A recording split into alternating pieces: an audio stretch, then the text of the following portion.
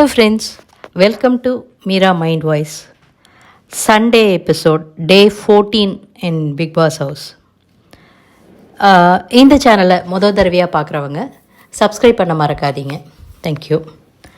இன்றைக்கி ஆரம்பித்த உடனே இவங்க செஞ்ச க்யூட்டான விஷயங்களை பார்க்கலாமா?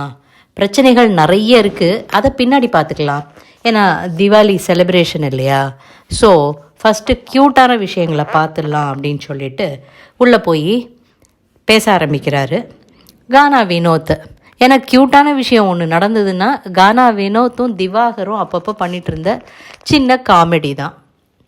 உங்களுக்கு ஒரு பிரச்சனை இருக்கே, அது என்னது அப்படின்னு கேட்டார். அவர் கொஞ்சம் முழிச்சார். அதுக்கப்புறமா ஆமாம் சார், திவாகர் நைட்டில் திடீர்னு எழுந்து அவங்க அப்பா கிட்ட பேச வேண்டிய விஷயத்தெல்லாம் எங்கிட்ட பேசுகிறாரு சார். அவர் எனக்கு தனுசு ராசி பொண்ணு கிடைக்குமா, பொண்ணு பார்த்து சொல்லுன்னெலாம் என்கிட்ட கேட்குறாரு சார். நான் எங்கே சார் அவர் கல்யாணம் பண்ணி வைக்க முடியும் அப்படின்னுட்டு.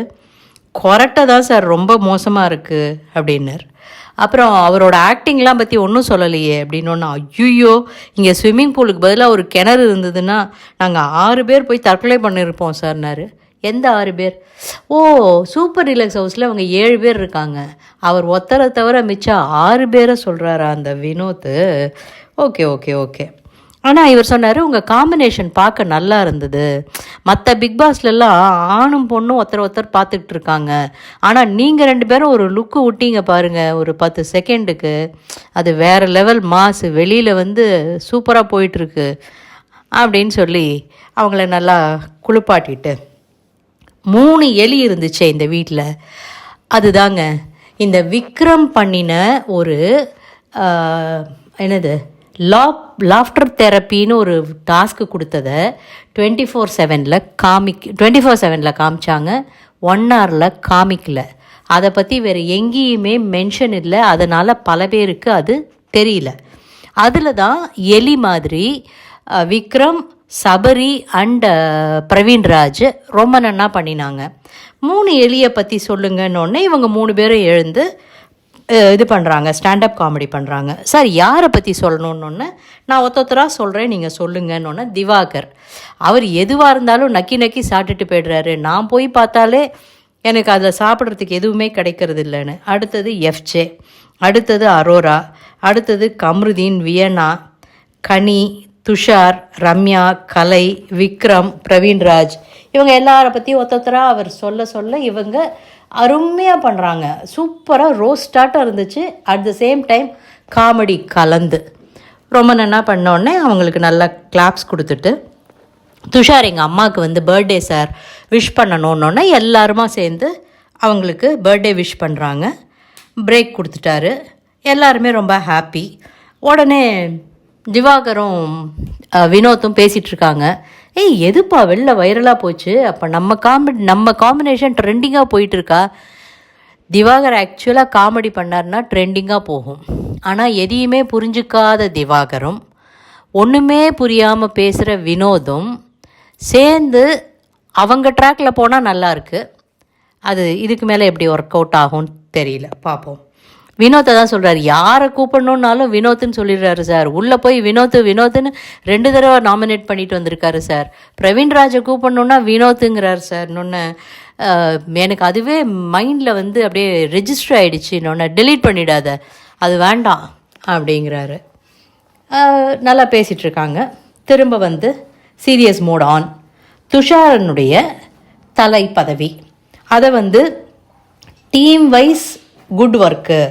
ஆனால் நீங்கள் இது பண்ணுங்கள், ஒருத்தராக தனித்தனியாக சொல்லுங்கள் அப்படின்னோடனே டீம் வைஸ் இல்லை. துஷார்கிட்ட இந்த வீட்டில் எத்தனை டீம் இருக்குதுன்னு தெரியுமான்னு கேட்டுட்டு டீம் வைஸ் யார் நல்லா ஒர்க் பண்ணாங்கன்னு சொல்லுங்கள் அப்படின்ன உடனே அவர் எஃப்ஜே நல்லா பண்ணினார். சாப்பாட்டில் வெசல் வாஷிங்கில் அப்சரா வாஸ் குட். ஹவுஸ் கிளீனிங்கில் பிரவீன்ராஜ் ரொம்ப நீட்டாக பண்ணினார். பாத்ரூம் கிளீனிங் அண்ட் அதர் திங்ஸில் 2 பேருமே நல்லா பண்ணாங்க. பட் விக்ரம் வாஸ் எக்ஸெப்ஷனல் அப்படின்னு சொன்ன உடனே ஒன்னே சார் நான் சொல்லலாமா சார் அப்படின்னாங்க. சொல்லுங்கள். நம்ம கலை ரொம்ப நல்லா பண்ணினார், ஆனால் அவரை ஓவர் ஷேடோ பண்ணிட்டாங்க, அவர் எதுவுமே பண்ண விடலை அப்படின்ன உடனே கலை நீங்களே சொல்லுங்கன்னு உட்காத்தி வச்சிட்டாரு. நீங்களே சொல்லுங்கன்னொன்னே அவர் வந்து, சார் அந்த இதில் வந்து எல்லா ப்ரெப் ஒர்க்கும் நான் பண்ணுவேன், வெளியில் கார்டனில் உட்காந்து பாருக்கிட்ட புலம்பிட்டு இருந்தார் இல்லையா, அதெல்லாம் திரும்ப இந்த தடவை கலைக்கு அவர் புலம்புறதுக்கு, அவர் வெளியில் சொன்னதையும் இங்கே சொல்கிறதுக்கு வாய்ப்பு கிடச்சிருது. அவர் தன்னை கிளியர் பண்ணிட்டார். எல்லாருக்கு நேரையும் நான் இதைத்தான் பேசுவேன்னுட்டு அது வந்து சொன்னார். ஆனால் அந்த கரண்டி மட்டும் என் கைக்கு வராது சார். கரண்டி எப்போவுமே சபரி கையில் மட்டும்தான் சார் இருக்கும். லக்ஸுரி டீம்லேருந்து வந்து ஸ்பெஷல் ஃபுட்டு கேட்டால் மட்டும்தான் சார் நான் பண்ணுறதுக்கு வாய்ப்பு கிடச்சிது. நான் ஒரு நல்ல குக்கு, நான் என்னால் ப்ரூவ் பண்ண முடியல அப்படின்னு சொன்ன உடனே, ஏன் அது உங்கள் உரிமை தானே, நீங்களே கேட்க வேண்டியதானே, நான் கேட்கும்போது நீங்கள் ஏன் சொல்லலை அப்படின்னு சொன்ன உடனே, நாங்கள் போனதுக்கப்புறம் எல்லாருக்கிட்டேயும் தனித்தனியாக போய் புலம்புவீங்களா, அப்படி பேசுவீங்களா அப்படிங்கிற மாதிரி கேட்டார். அதுக்கப்புறமா துஷார்கிட்ட, உங்களோட தலைமை பதவி எப்படி இருந்ததுன்னு உங்ககிட்ட கேட்கக்கூடாது, ஹவுஸ்மேட்ஸ்கிட்ட கேட்கணுன்னொன்னே, பாரு வந்து மெஜாரிட்டி சொல்கிறத தான் நம்புறாரு அப்படின்னு சொல்லிட்டு கிச்சன் டாப்பில் உட்காந்த ப்ராப்ளத்தை எடுத்துகிட்டு வந்தாங்க. உடனே துஷார்ட்ட இது சொல்லுங்கள் அப்படின்னோடனே, இல்லை சார் அது வந்து யாருக்குமே பிடிக்கல அந்த மாதிரி பண்ணுறது, அதனால் அப்படின்னோடனே பாரு, இல்லை நான் எங்கள் வீட்டில் கூட அப்படி தான் பண்ணுவேன்னொன்னே க்ளீனாக சொல்லிட்டாரு. உங்கள் வீடு வேறு, பிக் பாஸ் வீடு வேறு. இங்கே 20 பேரில் 17 பேருக்கு பிடிக்கல அப்படின்னா நீங்கள் அந்த காரியத்தை செய்யக்கூடாது. தலை சொல்லும்போது சரின்னு நீங்கள் அக்செப்ட் பண்ணிவிட்டு போயிருந்தீங்கன்னா நல்லா இருந்திருக்கும் அப்படின்னு சொன்னார். அடுத்தது சுபிக்ஷா எழுந்து உப்பு போட்டாங்க, ஆனால் அவர் வந்து நாங்கள் இவர்கிட்ட சொன்னோம், அதை போய் அவர் கேட்கலை அப்படின்ன உடனே இவர் கேட்ட உடனே, ஆமாம் சார் நான் மெஜாரிட்டி சொன்னதை வந்து அதில் அக்செப்ட் பண்ணிட்டேன் அப்படின்னாரு. அதுக்கு கனி எழுந்து சூப்பராக ஒரு இது சொன்னாங்க. எல்லாரும் சொன்னாங்க, சபரி, எஃப்ஜே, கனி எல்லாரும் எழுந்து நின்னாங்க, என்னென்னமோ பேசினாங்க. ஆனால் கடைசியாக கனி ஒரு உருட்டினாங்க. அது எப்படின்னா, வியன்னா சொன்னாங்க, நான் அவங்க கப்பில் அளந்து சாப்பாடு கொடுக்குறாங்க, அதில் கொஞ்சம் பிடிக்கலன்னு தூர போட்டான்னாக்க இப்படியா வேஸ்ட் பண்ணுவாங்க ஃபுட்டுன்னாங்க. ஆனால் இவங்க அப்படியே மொத்த சாப்பாட்லேயும் உப்பு போட்டாங்க, அது வேஸ்ட் பண்ணது இல்லையா, அப்போ விவசாயிகள் உழைக்கிறது இல்லையான்னு நல்லா கேட்டுச்சு அந்த பொண்ணு. அதுக்கு கனி உருட்டு என்னென்னா, கொஞ்சம் நியாயம், அதாவது 50-50. இது அவங்க எழுந்து வரவே மாட்டேங்கிறாங்க. ஸோ எங்களுக்கெல்லாம் சாப்பாடு பிரேக்ஃபாஸ்ட்டே 12 மணிக்கு மேலே, தட் இஸ் மதியத்துக்கு மேலே, லஞ்சு டின்னராட்டம் நாங்கள் சாப்பிட்டுட்ருக்கோம். பசின்னு இருந்தால் ஒருத்தருக்கு எப்படி இருக்கும், அவங்கள வந்து நீங்கள் இப்படி பண்ணக்கூடாதுங்கிறத அவங்களுக்கு உணர்த்துறதுக்காக அந்த சாப்பாட்டில் உப்பை போட்டு அவங்கள ஒளிச்சு வைக்கிற மாதிரி ஒளிச்சு வச்சோம். அதை நிச்சயம் அவங்க திருடுவாங்கன்னு தெரியும். அவங்க திருடிட்டு போனதுக்கப்புறம் உப்பு போட்டிங்களா முன்னாடி போட்டிங்களான்னு கேட்டார். உப்பு போட்டுட்டு தான் ஒளிச்சு வச்சோம் அப்படின்ட்டாங்க கனி. அதனால் நாங்கள் ஒழிச்சு வச்சோன்னா அது ஒரு ரீசன் சொல்லி, அது எங்களுடைய மனக்குமுறல், சாப்பாடு இல்லைன்னா எவ்வளோ கஷ்டமாக இருக்கும்னு அவங்களுக்கு உணர்த்துறதுக்காக நாங்கள் அப்படி பண்ணினோம் அப்படின்னு சொன்னாங்க. அது ஒரு வகையில் பார்த்தா சரி. பிகாஸ் அவங்க படுத்தின பாடு கொஞ்சம் நஞ்சம் இல்லை. முழிச்சிட்டா கூட நாங்கள் வெளில வரமாட்டோம், நாங்கள் உள்ளே போய் குளிப்போம், இது பண்ணுவோம் அப்படின்னா இவங்க காலம்பரை எழுந்தவங்க தண்ணி கூட குடிக்காமல் உட்காந்துட்ருக்காங்க. இது வந்து ரொம்ப அராஜகம். ஸோ இதை பற்றி எதுவுமே பெருசாக சொல்லாமல் மாஸ்டர் பிளானிங் பண்ணியிருக்கீங்க, சூப்பர் அப்படிங்கிற மாதிரி சொல்லி உட்காருங்க அப்படின்ட்டாரு. அடுத்தது திவாகர் வந்து சம்பந்தமே இல்லாமல், நானும் பிபி ஹவுஸில் இருந்தப்போ பசியோடு அவஸ்தைப்பட்டேன், சரி இப்போ நீங்கள் எங்கே இருக்கீங்கன்னாரு. நான் சூப்பர் டீலக்ஸில் இருக்கேன், நீங்களும் தூங்குறீங்கல்ல, அனுபவிக்கிறீங்கல்ல அப்படின்னார். ஆமாம் சார் நோனே உட்காருங்கன்னுட்டு பளிச்சுன்னு கொடுத்தார். என்ன பேசுகிறோங்கிறது தெரியாமல் நீங்கள் பாட்டு எழுந்து குறுக்க வேற ஏதோ ஒன்று பேசாதீங்க, யார் என்ன டாபிக் பேசுகிறாங்கன்னு புரிஞ்சுட்டு பேசுங்க அப்படின்னுட்டு அவர் இது பண்ணிவிட்டு, துஷார்கிட்ட இந்த வீட்டினுடைய முதல் கேப்டன் பதவிங்கிறது ரொம்ப பெரிய பதவி, அதில் நீங்கள் நிறைய செய்யறதுக்கு ஸ்கோப் உண்டு, உங்ககிட்ட ரொம்ப எதிர்பார்த்தோம். அதுவும் நீங்கள் வந்து வாயை மூடிக்கிட்டே நான் பண்ண போகிறேன்னு சொன்னோன்னே, இந்த பையன் என்ன பண்ண போகிறான், டான்ஸ் ஆடியே எல்லாருக்கும் எக்ஸ்பிளைன் பண்ண போகிறானா, சரி என்னமோ சாதிக்க போகிறான்னு நிறைய எக்ஸ்பெக்ட் பண்ணினவன், அந்த இடத்துல நீங்கள் நிற்கிறீங்க, பக்கத்துலேயே எஃப்ஜே தூங்கிட்டு இருக்கான், ஆனால் அவனை எழுப்ப முடியல. 2 தடவை நாய் குலைக்குது, ஆனால் நீங்கள் போய் அவரை எழுப்பலை. உங்களுக்கு நீங்கள் மைக் போடலைன்னு உங்களுக்கே வார்னிங் வருது, அதை எடுக்க போயிட்டு அதையும் எடுத்துகிட்டு வராமல் திரும்ப எஃப்ஜே போய் எடுத்துகிட்டு வான்னு சொன்னதுக்கப்புறம் எடுத்துகிட்டு வந்து, யூ ஆர் டிஸ்ட்ராக்டட், நீங்கள் இங்கே எதுக்காக வந்தீங்க விளையாட தானே வந்தீங்க. தலைமை பதவியிலேருந்து உங்களை டிஸ்ட்ராக்ட் பண்ணுற அளவுக்கு இங்கே உங்களுக்கு பிரச்சனை இருக்குன்னா அது என்னன்னுட்டு அதை வந்து கண்டுபிடிங்க. அந்த இதை நம்ம எங்கே தொலைச்சோம், எங்கே டைவர்ட் ஆனோம் அப்படிங்கிறத யோசித்து எல்லாத்தையும் மனசில் வச்சு விளையாடுங்க. இங்கே நீங்கள் வந்து உறவுகள் உருவாக்குறதுக்கோ அண்ணன் தம்பி பண்ணுறதுக்கோ வரல, கேம் விளையாட வந்திருக்கீங்கன்னு நல்லா பளிச்சுன்னு துஷாருக்கு கொடுத்துட்டு, துஷார் அண்ட் அரோராக்கும் தான், அவங்க தானே டைவர்ட் பண்ணிகிட்டு இருந்தாங்க, கொடுத்துட்டு கிளம்பிட்டார். அடுத்தது எல்லாரும் டிஸ்கஸ் பண்ணிகிட்ருக்காங்க. அவர் வந்து கமருதீன், வினோத், திவாகர் அவங்க எல்லாருமா சேர்ந்து துஷாரை வந்து கன்சோல் பண்ணுறாங்க. அந்த இடத்துல திவாகர் ஒரு தண்ணி டம்ளரை கிளாஸை உடச்சிடுறாரு. அதை வந்து வினோத் தான் எடுக்கிறாரு. எடுத்துட்டு இவர் திரும்பி வந்தோடனே, என்ன கிளாஸ் உடச்சிட்டிங்களா அப்படின்னோடனே, ஆமாம் சார்.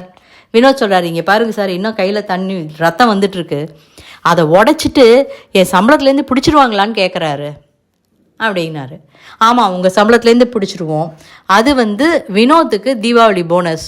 ஏன்னா அவர் தான் அதை க்ளீன் பண்ணியிருக்காரு, நீங்கள் க்ளீன் கூட பண்ணலைன்னு உடனே, ஐயோ இதை வச்சு இந்த வாரம் முழுக்க இந்த மனுஷன் புலம்புவானேன்னு கவலையாயிடுச்சு நமக்கு. அடுத்தது, இந்த வீட்டில் வந்து மாஸ்க் டாஸ்க் கொடுத்த மாதிரியே இவங்களால் எங்கிட்ட நேரடியாக மோத முடியாது, பின்னாடி தான் குத்த முடியும் அப்படின்னு நீங்கள் யாரை நினைக்கிறீங்க அப்படின்னாரு. பர்சனலாக சொல்லக்கூடாது, டீம் கூட இருக்கும்போது அவங்க டீமாக சேர்ந்து பின்னாடி குத்துறாங்க அப்படிலாம் இல்லை. பர்சனலாக இவங்களால் எங்கிட்ட நேரடியாக மோத முடியாது, பின்னாடி தான் குத்துவாங்க. வியனா அரோராவை சொன்னாங்க, சபரி பாருவை, வினோத் எஃப்ஜே ஒவ்வொருத்தராக சொல்லும்போது திவாகர் வினோத்தை, நம்ம விக்ரம் சொன்னது ஆக்சுவலாக நல்லா இருந்தது. அதாவது சபரி சொன்னார் அவர், நான் வந்து இந்த வீட்டில் க்ளோஸாக இருக்கிறது நானும் சபரியும். ஆனால் ஒரு கட்டத்தில் அவர் வந்து என்கிட்ட நேரடியாக சொல்ல முடியாமல் என் முதுகில் குத்திடுவாரோ, இல்லை நான் அவரை முதுகில் குத்திடுவேனோங்கிற ஒரு பயம் எனக்கு இருக்குது அப்படின்னு சொன்னது நல்லா இருந்தது. உடனே கமருதீன் வந்து ஆதிரை அவங்க வந்து என்கிட்ட நேராக மோத முடியாது, இதில் வந்து டாஸ்கில் ஆதிரையை பற்றி சொல்ல எங்கள் பர்சனல் விஷயத்தை எடுத்துகிட்டு வந்தாங்கன்னு ஒன்று, உங்கள் பர்சனல் என்னவா வேணாலும் இருக்கட்டும், வெளியில் நடந்ததை பற்றி நாங்களோ இல்லை ஆடியன்ஸோ we are not bothered about it அப்படின்ட்டாரு. உடனே இவர் என்ன பண்ணிட்டாரு, விக்ரம் வந்து டாஸ்கில் வந்து பின்னாடி வந்து கத்தி எடுத்து குத்தினாருன்னு ஒன்று. ஐயோ இவங்களுக்கு நான் எவ்வளோ தடவை புரிய வைக்கிறது, அது டாஸ்க்கு, அந்த டாஸ்கே பின்னாடி முதுகில் குத்துற டாஸ்க்கு தான். எவ்வளோ சொன்னாலும் உங்களுக்கு புரியாதா, எனக்கு ரொம்ப டயர்டாக இருக்குது, நீங்கள் உட்காருங்க, உங்கள் தனிப்பட்ட இஷ்டம், யார் எப்படி விளையாடணும் நீங்கள் டிக்டேட் பண்ணி அவங்க அந்த மாதிரிலாம் விளையாட முடியாது, அது கேமே அதுதாங்கன்னு அவரை கனாபனான்னு திட்டி உட்கார வச்சுட்டாரு. அடுத்தது பாரு நீங்கள் சொல்லுங்கன்னொன்னே பாரு விக்ரம சொன்னாங்க, சக போட்டியாளர்கள் பற்றி புரிஞ்சுட்டு சின்சியராக விளையாட்டை வந்து கொஞ்சம் ஸ்ட்ராங்காக ஆடுங்க, அதுக்காக தான் இது கேட்டது, யாருமே இங்கே வந்து அண்ணன் தம்பி உறவு கிடையாது. இவர் அதுதான் திரும்ப திரும்ப சொல்கிறார். ஐயோ கனி அக்கா அவங்கள்ட்ட நம்ம எப்படி சொல்கிறது, இது திவாகர் அண்ணன், அந்த மாதிரி நீங்கள் யார்கிட்ட எப்படி சொல்கிறதுன்னெலாம் நீங்கள் இது பண்ண வேண்டான்னுட்டு.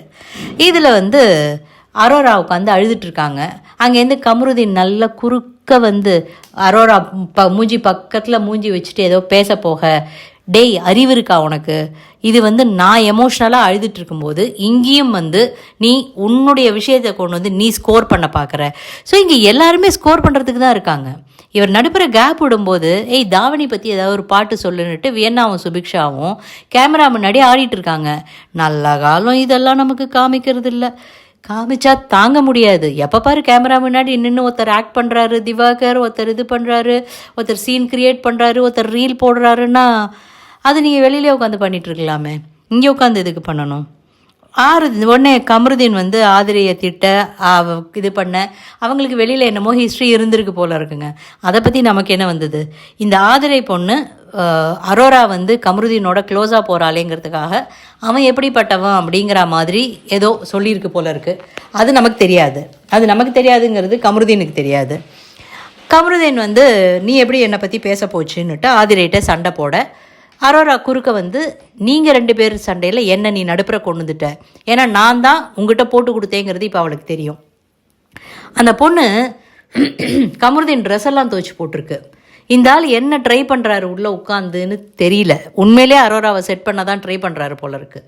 ஆனால் வெளியில் மக்கள் கமெண்ட்லாம் பார்த்தீங்கன்னாக்கா, ஏய் நீங்களா ஊதி பெருசாக்காதீங்க பண்ணாதீங்கலாம் சொல்லிட்டு இருக்காங்க.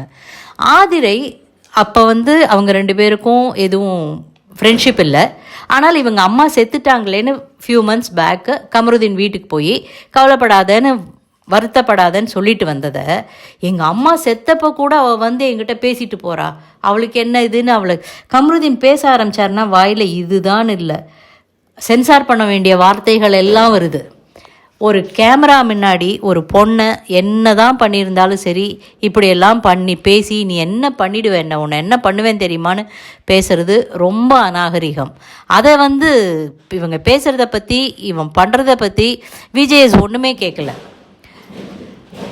இதெல்லாம் அவரும் பார்த்துட்டு தானே இருப்பார் வெளியிலேருந்து. நீங்கள் உங்களோட வார்த்தைகள் ரொம்ப தடிச்சிருக்கு, எல்லாரையுமே தப்பாக பேசுகிறீங்க. நேத்திக்கு சுபிக்ஷாவை அப்படி தான் நீ எங்கேருந்து பிறந்து வளர்ந்தன்னு தெரியும், அந்த இடத்தினுடைய புத்திங்கிற மாதிரிலாம் பேசுகிறாரு. இதெல்லாம் ரொம்ப தப்பு. இதுக்கு என்னமோ சப்பக்கட்டு கட்டுறாங்க, என்னமோ சொல்கிறாங்க அவர் வேறு யாரோ ஒருத்தர் மாதிரி நடந்துக்கிறாரு பேசுகிறாரு அப்படின்னு சொல்லிட்டு. I don't know. அடுத்தது அரோரா சொல்கிறாங்க, நீ 2 நாளாக கேட்டுட்டு இருந்தல என்கிட்ட ஏன் பேசலை நான் 2 நாளாக யோசிச்சுட்டு இருந்தேன், ஒருவேளை அவள் சொன்னது உண்மைதான் போல இருக்குன்னு. உடனே அவ்வளோதான் எரியிற கொல்லியில் இன்னும் கொஞ்சம் பெட்ரோலை ஊற்றின மாதிரி அது திகுன்னு பற்றி எரிய கமருதீன் ஒரு பக்கம் உட்காந்து பாரு கிட்ட அழ. அந்த அம்மா யாரையுமே சமாதானப்படுத்துறதில்ல, அதில் இன்னும் கொஞ்சம் ஊற்றுறாங்க. அதுவா அப்படி சொல்லிட்டாளா, ஐயோ அப்புறம் என்ன சொன்னாங்கும் போது இவங்களுக்கு இன்னும் குமுறிட்டு வருது. இது யாருக்குமே பார்வையும் எதுவும் கேட்கல, கமருதீனியும் எதுவும் சொல்லலை. அதே மாதிரி சாப்பாட்டில் உப்பு போட்ட விஷயத்தையும் நீங்கள் பண்ணுங்க வேணாங்கள, இதெல்லாம் புரியுது. ஆனால் அதை வேஸ்ட் பண்ணாமல் வேறு ஏதாவது ஒரு இனோவேட்டிவ் வேலை அதை திங்க் பண்ணி பண்ணுங்கன்னு சொல்லலை. என்ன பண்ணுறாங்கன்னு புரியல. அடுத்தது விஜேஎஸ் வந்து மேடை ஏறி அநாகரியமான விஷயத்த பண்ணிகிட்டே இருந்தீங்கன்னா நல்லதில்லை, சக மனுஷங்களை இறக்காதீங்க அப்படி இப்படின்னு ஏதோ சொன்னார். டாஸ்கில் சண்டை போடுங்க, உங்களுக்கான மரியாதையை நீங்கள் சம்பாதிச்சுக்கங்கன்னுட்டு. அடுத்தது எலிமினேஷன். ரம்யா, திவாகர், பாரு, சபரி சேவ்டு. மிச்சம் இருக்கிறவங்களில் அப்சரா எலிமினேட்டட். மிச்சம் இருக்கிறவங்க உட்காந்துருந்தாங்க. அதில் வந்து வியனா இருந்தாங்க, அப்சரா இருந்தாங்க. இந்த வாரம் அப்சரா வெளியில் அனுப்புறதுக்கு தாங்க ஒரு ஓட்டு வாங்கினவங்களெல்லாம் உள்ளே கொண்டு வந்தாங்க. இல்லாட்டினா இந்த கமருதீன் போயிருக்கலாம், பாசிபிள். அடுத்தது கனி, சபரி, கெமி, விக்ரம் இவங்கக்கிட்டலாம் ஸ்பெஷலாக பை சொல்கிறாங்க. யார்? நம்ம அப்சரா வெளியில் வந்து அவங்க போகும்போது பாரு அப்படியே ரொம்ப நல்லவங்க மாதிரி அவங்கக்கிட்ட போய் நிச்சயம் உனக்கு இது இருக்கும் அது இருக்கும்னு அவங்கள பயங்கரமாக பாராட்டி பேசி அவங்களுக்கு எல்லாத்துலேயும் அவங்க ஸ்கோர் பண்ணணும்ல, அந்த மாதிரி அனுப்பிச்சாங்க. அப்சரா ரொம்ப ஹாப்பியாக ஒரு ரேம்ப் வாக் பண்ணிவிட்டு கிளம்பிட்டாங்க. நாங்கள் உங்கள் எல்லாரையும் ரொம்ப மிஸ் பண்ணுவேன் அப்படின்னு சொல்லிட்டு. திரும்ப வந்து பழைய பகை வஞ்சம் எல்லாம் தூளாக போகட்டும், எல்லாம் தீபாவளிலேருந்து ஃப்ரெஷ் ஸ்டார்ட் பண்ணுங்கள், தீபாவளி விஷஸ்ன்னு சொல்லிட்டு கிளம்பிட்டாரு. வீட்டுக்குள்ளே கமருதீனோட பிரச்சனை தொடர்ந்துகிட்டே இருக்குது. எஃப்ஜே வந்து அரோராட்டா சொல்கிறான், இது கேமும்மா, அவனுக்காக நான் துணியெல்லாம் துவைச்சி போட்டேன்னு சொல்கிறியே, உனக்கு ஏதாவது புத்தி இருக்கா, நீ எதுக்காக வந்திருக்க இங்கே விளையாடுறதுக்குள்ள வீட்டுக்கு அப்படின்னுட்டு. அதுக்குள்ளே வினோத்டே அவளை கூப்பிடு, வினோத் என்ன உங்கள் வீட்டு இதுவா, நீ எழுந்து போய் பேச மாட்டியா? அந்த பொண்ணு அங்கேருந்து வருது. அது வந்தவுடனே பின்னாடியே துஷாரும் வேற வந்தவுடனே அவன் வந்து நான் கமருதீன் நான் வெளியில் போய்டுறேன், என்னால் இந்த வீட்டில் பயமாக இருக்குது, எனக்கு இந்த மாதிரி இருக்கிறவங்க கூடலாம் என்னால் விளையாட முடியாதுன்னு சொல்ல. அதுக்கு இப்போ துஷார் வந்து அப்படின்னு ஏதோ சொல்ல. பாரு அவங்கள ஒரு பார்வை பார்க்க, என்னென்ன அப்படி பார்க்குறீங்கன்னு துஷார் பார்வதி கிட்ட பாய, உங்களுக்கு எப்போ பாரு என்னை கண்டாலே ஒரு இதுவாக தான் இருக்குங்க. டேய் நீ எதுக்குடா எங்கிட்ட இப்போ சண்டை போட வர, நான் இங்கே வேற ஒரு முக்கியமான கொளுத்தி போடுற வேலையில் இருக்கேன், உன்னை அப்புறம் கவனிச்சுக்கிறேங்கிற மாதிரி பாரு பதில் சொல்ல. இந்த நாடகம் தொடர்ந்து கொண்டே இருக்கிறது. நைட்டு துஷார் அரோரா பேசிகிட்டு இருக்காங்க. அங்கே துஷார் ஆதிரை பேசிகிட்டு இருக்காங்க, அங்கே அரோராவும் வராங்க. திரும்ப 3 பேருமா உட்காந்து இதே விஷயத்தையே அசை போட்டு கொண்டிருக்காங்க. இந்த விஷயம் இந்த வாரம் இன்னும் பெருசாக எரிய போகுதா, இதனால ஏதாவது டைவர்ட் ஆக போகுதா, இதனால வீடு இன்னும் கேவலமாக போகுதா தெரியல, வெயிட் பண்ணி தான் பார்க்கணும். கனி வந்து இந்த வாரம் தலைவர் வேறு, ஸோ எவ்வளோ டன்னு உப்பு உள்ளே அனுப்பணுங்கிறது தெரியல. உப்பு போடுறதை தவிர அவங்களுக்கு வேறு எதுவுமே தெரியல. 2 தடவை உப்பு போட்டாங்க, சிக்கனில் உப்பு போட்டாங்க, கஞ்சியில் உப்பு போட்டாங்க.